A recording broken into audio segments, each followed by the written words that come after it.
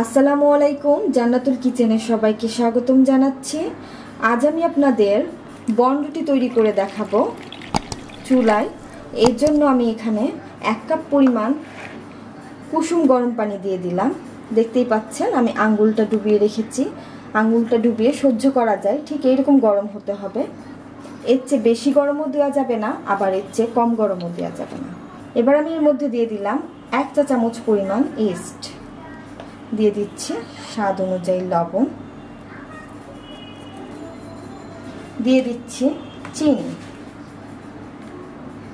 দিয়ে দিচ্ছি 1 চামচের মতো, আর দিয়ে দিব সয়াবিন তেল। এখানে আমি ঘরে যে উপকরণগুলো সবসময় থাকে সেগুলো দিয়ে তৈরি করার চেষ্টা করেছি।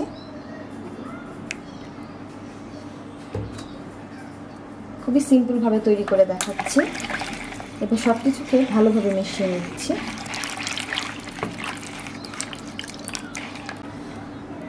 সব কিছু ভালোভাবে মেশানো হয়ে গেছে। এবার এর মধ্যে আমি ময়দা দিয়ে দিচ্ছি।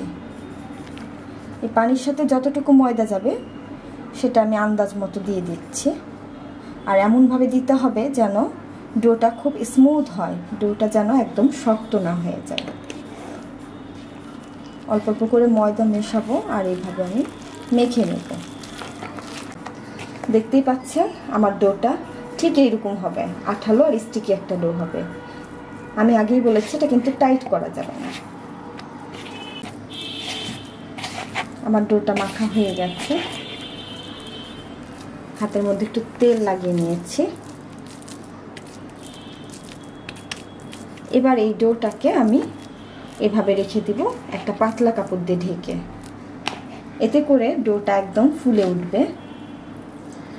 প্রায় 1 ঘন্টা হয়ে গেছে আর আমার ডোটা সুন্দরভাবে ফুলে উঠেছে। দেখতেই পাচ্ছেন পুরো বাটিটা কিন্তু ভরে গেছে ফুলে। এবার এটা থেকে বাতাসটা বের করে নেব।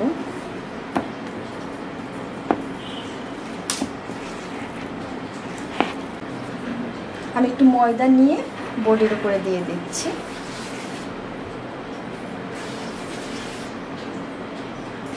তারপরে আমি পাউরুটির ডোটাকে বাটির মধ্যে থেকে এই বোর্ডের উপরে নিয়ে নিলাম।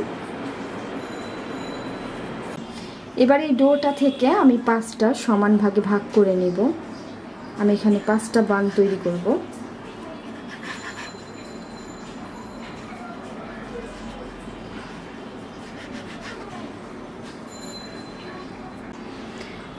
হাতে একটু ময়দা লাগিয়ে নিয়েছি। হাতে যদি ময়দা না লাগিয়ে নিই তাহলে কিন্তু এটা এটে যাবে, যেহেতু এটা অনেক সফট।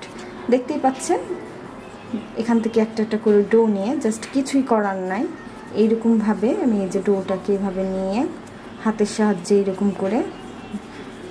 করে ঘুরিয়ে ঘুরিয়ে গোল করে নিচ্ছি। তারপরে এইটা ভালোভাবে এভাবে লাগিয়ে দেব।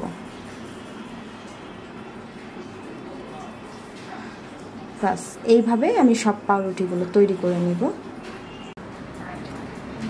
আর এখানে আমি একটা প্যান নিয়ে নিয়েছি, বড় সাইজের। প্যানের মধ্যে একটু তেল দিয়ে তেলটা ব্রাশ করে নেব সুন্দরভাবে। আর এটা আমি সরাসরি প্যানেই তৈরি করব। একটু তেল ভালোভাবে ব্রাশ করে নিলে পাউরুটিটা নিচে থেকে এঁটে যাবে না। সব বানগুলো আমি ফ্রাই প্যানের মধ্যে নিয়ে নিয়েছি। এর উপরে আমি ডিম ব্রাশ করে দিচ্ছি।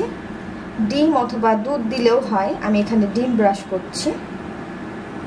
এতে করে পাউরুটির উপরে একটা সুন্দর কালার আসবে। সবগুলোতে আমি সুন্দরভাবে লাগিয়ে নিব।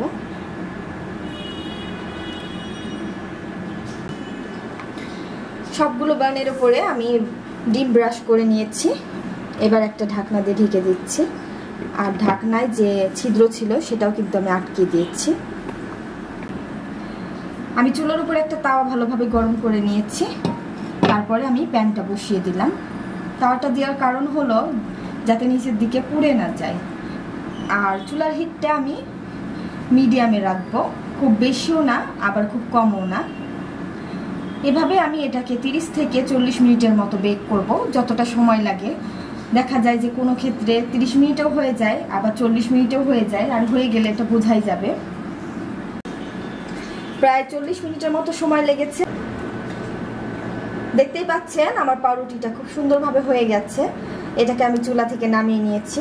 আর চুলায় তৈরি করার কারণে এর উপরে কালারটা কিন্তু ভালোভাবে আসেনি, সেই জন্য আমি একটা এক্সট্রা প্যান নিয়ে সেটাকে ভালোভাবে চুলায় গরম করে এর উপরে এভাবে ঢেকে রেখেছিলাম। আর এই কাজটা আমি করেছিলাম 4 থেকে 5 বারের মতো, তারপর আমার এই কালারটা এসছে।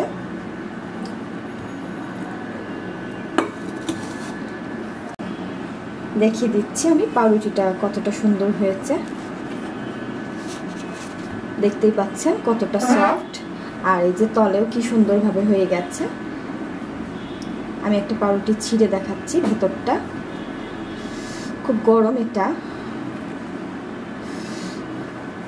এই যে ভিতরটা দেখতেই পাচ্ছেন, ভিতরটা কি সুন্দর হয়েছে, সফট তুলতুলা। আশা করছি আমার এই রেসিপিটা আপনাদের সবার ভালো লাগবে। আর আমার এই রেসিপিটি ভালো লেগে থাকলে আমার চ্যানেলে সাবস্ক্রাইব করুন, সাবস্ক্রাইব বাটনের পাশে থাকা বেল আইকনটিতে ক্লিক করুন। এতে করে আমার সব নিত্য নতুন রেসিপিগুলো আপনারা খুব সহজেই পেয়ে যাবেন। খোদা হাফেজ।